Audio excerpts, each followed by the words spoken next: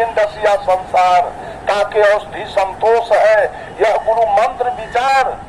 मन रुक नहीं सकता है, किसको किसको क्या मिला, सारे लोग भगवान से मांगने के फेर में है। कोई नौकरी मांग रहा है, कोई बेटा का बीमारी ठीक होने के लिए मांग रहा है, कोई पारी, कोई पारा, कोई बेटा, कोई बेटी, कोई दामाद मिल गया।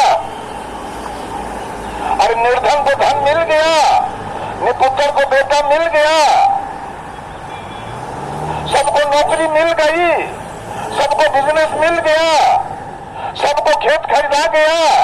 सब लोग मांगने में लगा है दुनिया के लोग, वो भी आपके कर्म का परिणाम है।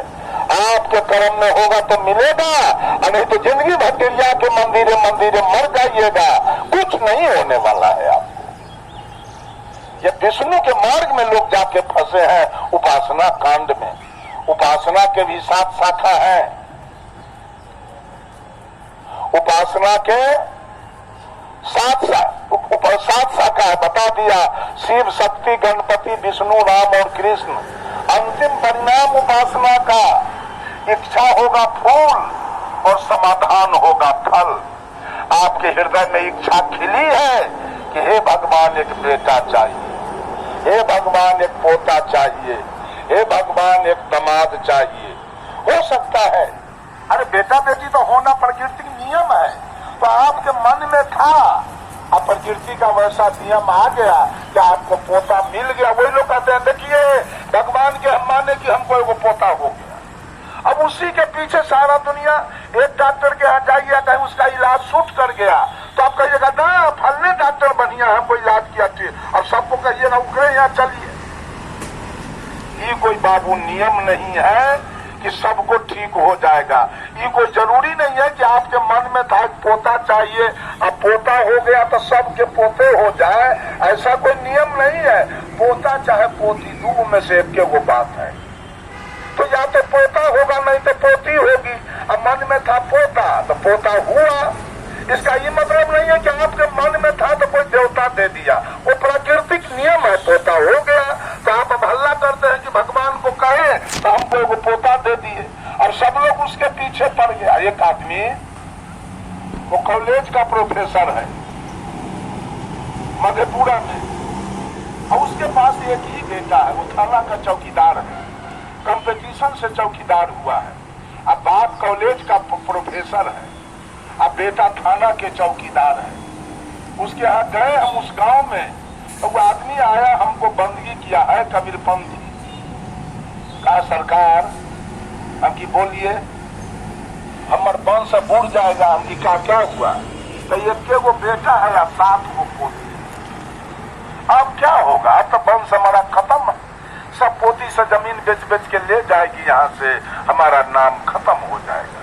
हमकी तो हमको क्या कहते हैं सरकार, एक पोता का उपाय नहीं होगा? हम करेंगे आपके लिए पोता, हम करेंगे।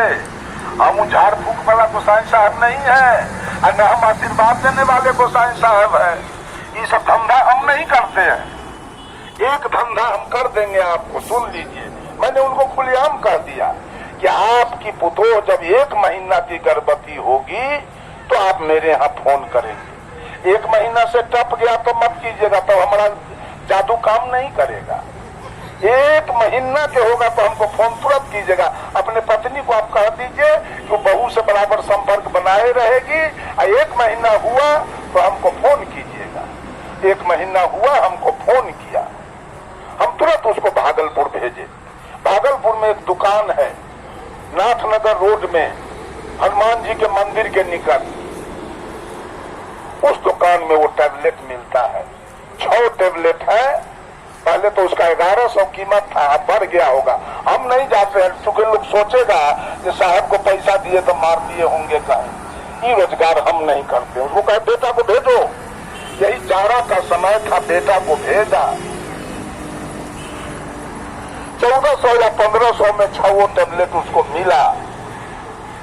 वो टैबलेट खिलाना है जिस गाय का बाछा बच्चा है, बाछी बच्चा वाली नहीं, जिस गाय का बच्चा बाछा है, उस बाछा वाला बच्चा के गाय के दूध के साथ रोज सवेरे खाली पेट में 6 दिन में 6 टैबलेट उस महिला को खिलाती। 6 दिन में 6 टेबलेट महिला को खिलाया। पोता जन्म लिया तो हमको फोन किया, सरकार पोता आ गया। हम कि ठीक है, अब चैन से रहिए, खुशी से रहिए। लेकिन आशीर्वाद से नहीं, वो काम हम नहीं कर सकते। दवा हम बता दिया, जुगाड़ बता दिया, लेकिन झाड़ फूक आशीर्वाद वाला धंधा हम नहीं करते। बंधु, ये दुनिया के लोग उपासना कांड में फंसा है। अरे कुछ प्राप्त करना है तो कर्म करो, डॉक्टर बनना है तो कर्म करो, पढ़ो लिखो, इंजीनियर बनना है, प्रोफेसर बनना है, कलेक्टर बनना है, कमिश्नर बनना है, इसके लिए कर्म की आवश्यकता है। कर्म करो और बन जाओ। बंधुओं, ये विष्णु का मार्ग है। इसका अंतिम परिणाम इच्छा फूल होगा, समाधान फल होगा, मुक्ति नहीं होगी, छुट्टी नहीं मिलेगा। भले ही पोता मिल जाए, पारी मिल जाए, बाछा मिल जाए, भैंसी मिल जाए, गाय मिल जाए, नौकरी मिल जाए, फर्स्ट डिवीजन मिल जाए, लेकिन ये चाहिएगा जो उपासना से हमारा कल्याण हो जाए, हमारे जीवन में शांति आ जाए। वो कभी होने वाला नहीं। जल्दीबाजी कर रहा हूं। तीसरा है योग कांड। योग है महादेव जी का मार्ग। आज पूरे दुनिया के लोग योग कांड में लगे हैं। योग के 7 शाखा है, लय योग, लंबिका योग, कारक योग, असंख योग, अनुमानसिक योग, अर्थ योग और राज योग।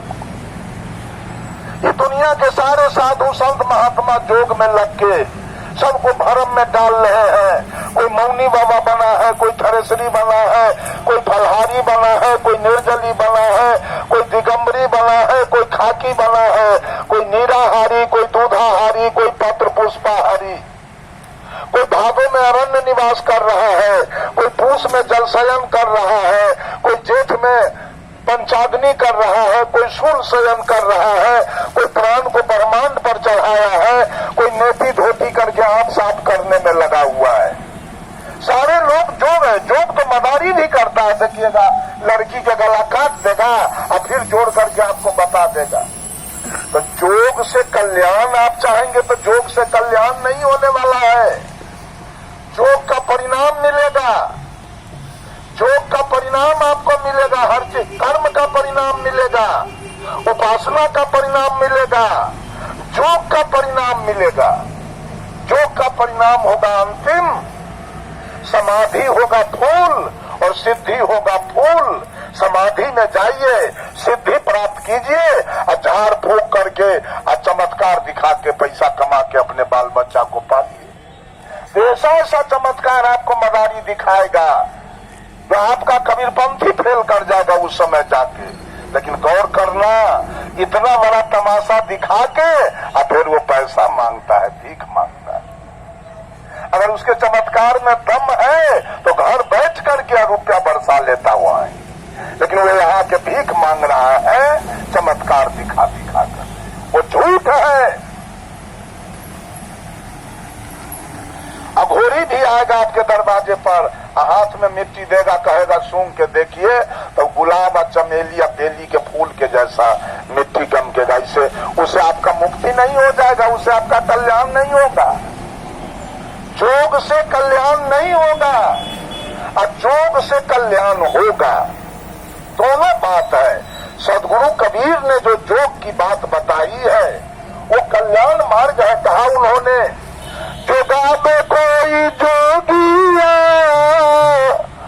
जोग जति, जोगाबे कोई जोगिया जोग जति, जैसे सोनरा सोना के जोगावे, जैसे सोनरा सोना के जोगावे, ढके न बढ़ाए एको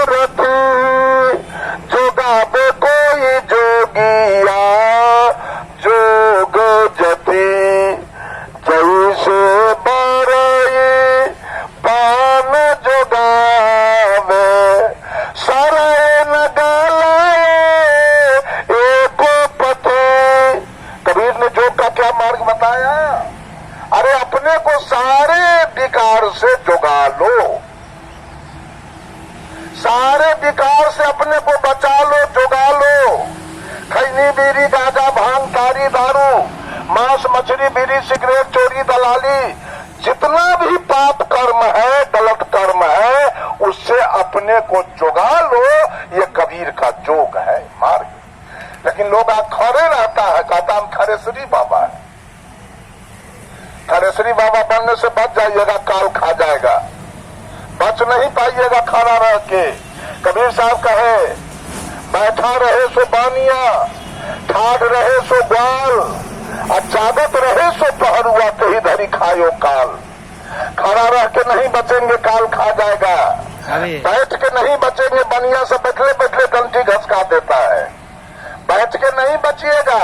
अब बहुत लोग जगले रहता है, चोरी करवा देता है, जग के भी नहीं बचिएगा, काल खा जाएगा। बंधुओं, जोग मार्ग से भी आप बचने वाले नहीं हैं। ये महादेव का मार्ग है, कर्म ब्रह्मा का मार्ग है, उपासना विष्णु का मार्ग है, और जोग शंकर का मार्ग है। ये तीनों मार्ग आपको नरक ले जाएगा, रसातल में ले जाएगा। चौथा है ज्ञान मार्ग। ज्ञान मार्ग सारे ऋषि महर्षि के द्वारा मिला है। चोरी नहीं करो, दलाली नहीं करो, मांस नहीं खाओ, मछली नहीं खाओ, हत्या बलात्कार नहीं करो। यह है ज्ञान मार्ग। ज्ञान से आप बच जाएंगे क्या? ज्ञान से भी बचेंगे, ज्ञान से भी आप नहीं बचने वाले हैं, याद रख लीजिए। ज्ञान का भी परिणाम भोगना पड़ेगा आपको। ज्ञान के भी 7 शाखा है, सुभिक्षा सुविचार तनु मानसा तत्वापति अधोपति भावनी और तुरिया। ज्ञान के भी 7 मार्ग है, 7 शाखा है। हाँ, ज्ञान मार्ग का अंतिम परिणाम भी आपको भुगतना पड़ेगा।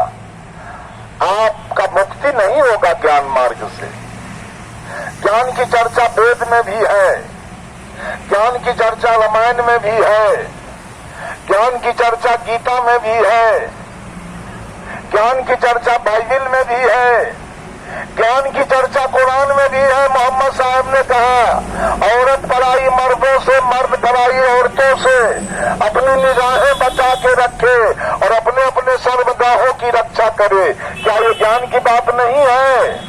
मोहम्मद साहब ने कहा जुआ और शराब शैतानी धंधा है। क्या ये ज्ञान की बात नहीं है? इससे आप बच जाएंगे क्या?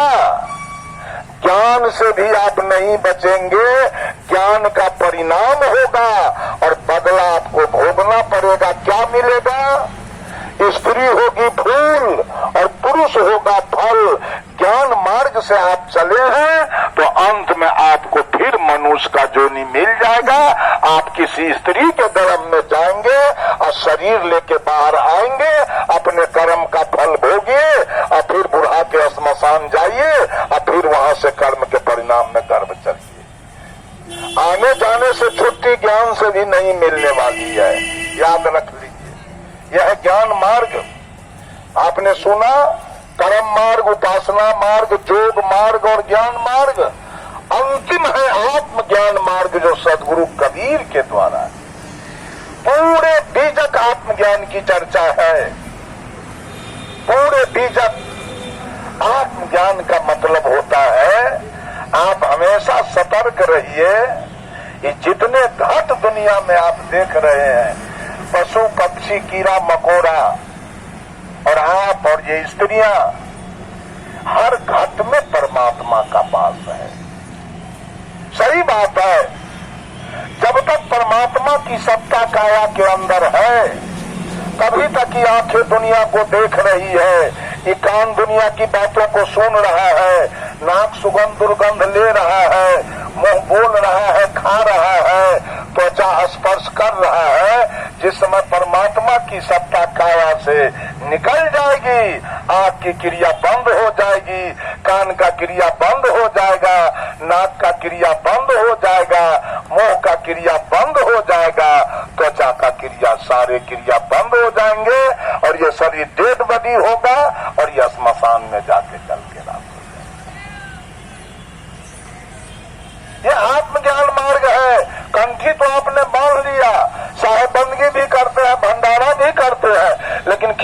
कहीं बोतू पकड़ा गया तो भाला काट दीजिएगा। इसका मतलब आत्मज्ञान आपके पास नहीं है। कंठिये बांधने से क्या हो गया? कंठिये बांध लिए तो क्या हो गया? सांड मिल गया, भैंसा मिल गया, भाला मार दिए। कोई खेत में चोर पकड़ा गया, उसी को भाला मार दिए, 10 को गाली दे दिए। इससे स्पष्ट होता है कि आपके पास आत्मज्ञान नहीं है।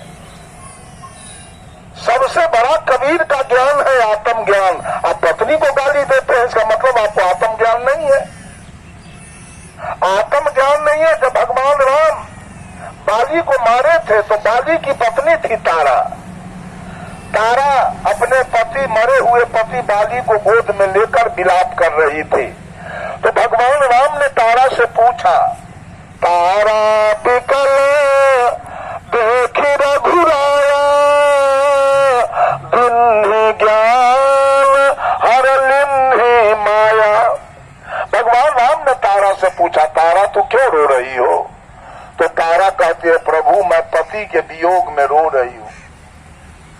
तो भगवान राम कहते हैं, चित जल पावक गगन समीरा, पंच रचित अधमा शरीरा, प्रगट सोतन आगे सोया, जीवनीत तुम काहे के रोया। तारा 5 तत्व से बना हुआ प्रकृति प्रदत्त शरीर, जो शरीर से तुम्हारा विवाह हुआ, जो शरीर तुम्हारा दुल्हा था, जिस शरीर से तुमने सुख लिया, वो शरीर, वो दुल्हा आज भी तेरे गोद में पड़ा है, फिर तुम रोती क्यों? तारा कहती है, प्रभु दुल्हा तो मेरे गोद में है, लेकिन एक शब्द बोलता नहीं है।